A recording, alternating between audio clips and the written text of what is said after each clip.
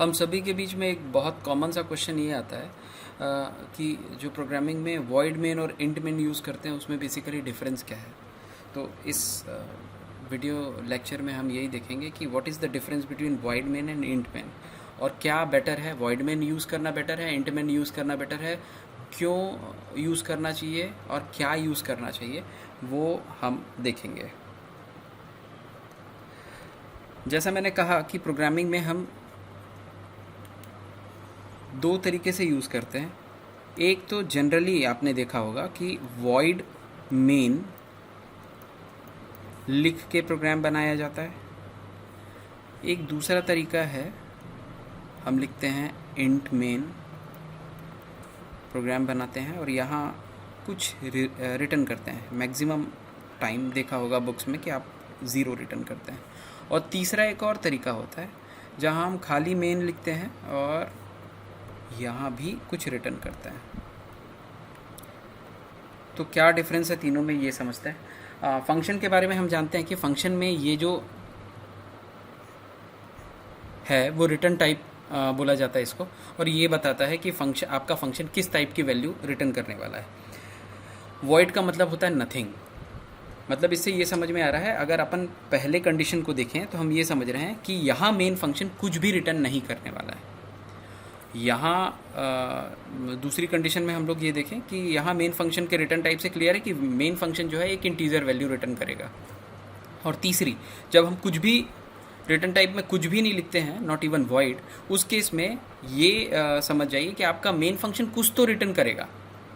इसका इंडिकेशन होता है कुछ तो रिटर्न करेगा। बाय डिफ़ॉल्ट इसका मतलब वॉइड नहीं होता, इसका मतलब होता है कि आपका मेन फंक्शन कुछ तो रिटर्न करेगा। मतलब यहाँ आपको रिटर्न कराना ज़रूरी है।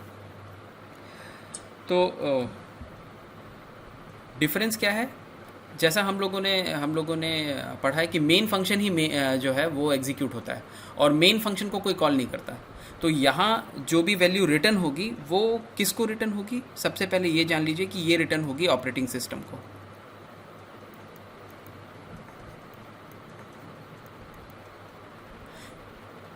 तो ऑपरेटिंग सिस्टम को रिटर्न करने का मतलब क्या है और ये इसका क्या इंपॉर्टेंस है, ये समझ जाइए। अगर आपने नॉर्मल प्रोग्राम बनाया और आपके प्रोग्राम में कोई भी रन टाइम का एरर नहीं है तो प्रोग्राम का एग्जीक्यूशन स्टार्ट होगा। मैं वॉइड मेन की बात करता हूँ। प्रोग्राम का एग्जीक्यूशन स्टार्ट होगा और जाके नॉर्मल टर्मिनेशन हो जाएगा, प्रोग्राम नॉर्मली टर्मिनेट हो जाएगा।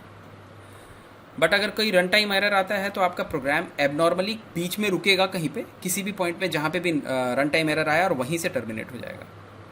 तो इसमें दो प्रॉब्लम है कि जब वो एबनॉर्मल टर्मिनेट होगा तो वो लास्ट के इंपॉर्टेंट इंस्ट्रक्शंस को भी मिस करते हुए जाएगा, और वो कंप्लीट टर्मिनेशन हुआ है कि नहीं हुआ इसके बारे में ओएस को पता नहीं होगा।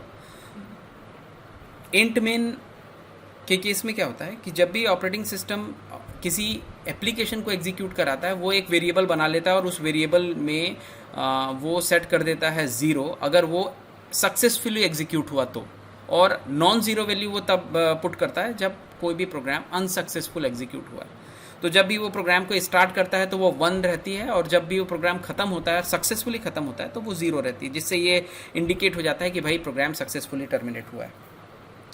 तो पहली बात तो ये है कि वॉइड मेन के केस में ऑपरेटिंग सिस्टम को ये परफेक्टली पता नहीं रहता है कि सक्सेसफुली एग्जीक्यूशन हुआ कि अनसक्सेसफुल एग्जीक्यूशन हुआ।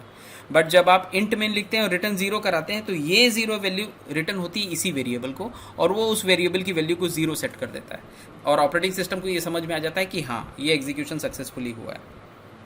और जैसे ही ऑपरेटिंग सिस्टम को ये पता चल जाता है कि एग्जीक्यूशन सक्सेसफुली हुआ है, वो क्या करता है कि जितने भी स्पेस उस मेन फंक्शन ने ऑक्यूपाई किए हैं उसको वो रिलीज़ कर देता है। उसको ये समझ में आ जाता है कि हाँ एग्जीक्यूशन ख़त्म हो गया, सक्सेसफुली ख़त्म हो गया, अब इस स्पेस की ज़रूरत नहीं है, तो वो जितने भी कैप्चर्ड मेमोरी है उसको रिलीज़ कर देता है।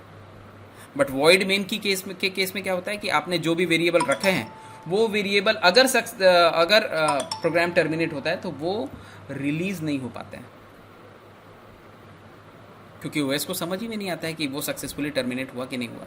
तो मान लीजिए आपने अपने प्रोग्राम में 20 वेरिएबल लिए हैं और उस 20 वेरिएबल ने सपोज़ 100 बाइट मेमोरी रिजर्व की है, तो वो 100 बाइट रिलीज़ नहीं होगी। बट इंट मेन रिटर्न 0 के केस में ऑपरेटिंग सिस्टम को पता है कि आपका प्रोग्राम सक्सेसफुली टर्मिनेट हो गया है, इसका मतलब वो जितनी भी 100 बाइट मेमोरी ऑक्यूपाई उस प्रोग्राम ने किया था उसको रिलीज़ कर देगा। तो इन दोनों से ये क्लियर हो गया कि वॉइड मेन के कंपैरिजन में इंट मेन यूज़ करके रिटर्न ज़ीरो कराना ज़्यादा इम्पॉर्टेंट है और ज़्यादा अच्छा है। एक गुड प्रोग्रामर उसको बोलेंगे जो इंट मेन लिख के रिटर्न ज़ीरो कराता है। अब मेन, नॉर्मल मेन लिख के रिटर्न ज़ीरो कराने से भी वही काम होगा। अच्छा, आपने देखा होगा कि आप रिटर्न ज़ीरो की जगह आप यहाँ पे रिटर्न -1, रिटर्न -2, रिटर्न -3 करेंगे तो भी वो काम करेगा। बट रिटर्न -1, -2, -3, 10, 20, 12 कुछ भी अगर रिटर्न कराते हैं ज़ीरो को छोड़ के, तो वो वॉइड मेन के जैसे ही काम करेगा।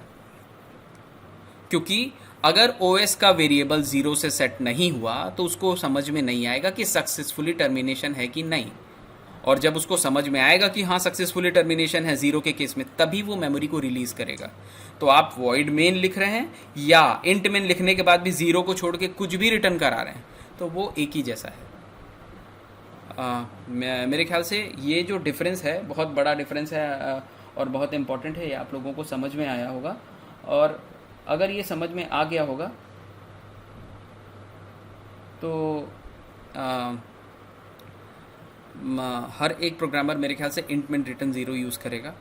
वॉइड मेन शुरू के लिए अच्छा है, पर ये समझ जाइए कि अगर रन टाइम एरर आता है तब तो और ये ख़राब है, क्योंकि प्रोग्राम का एग्जीक्यूशन बीच में ही रुक गया, मोस्ट इंपॉर्टेंट इंस्ट्रक्शन नहीं एग्जीक्यूट हो पाए। इंट मेन लिखने का मतलब ही ये है कि इसमें प्रोग्राम टर्मिनेट होने के बाद भी एग्जिट फंक्शन जो हम ऑपरेटिंग सिस्टम के बारे में जानते हैं, प्रॉपर टर्मिनेशन होता है। तो आप इंट मेन यूज़ करें और वेरिएबल जितने स्पेस को ऑक्यूपाई किया उसको प्रॉपर रिलीज़ कराएं।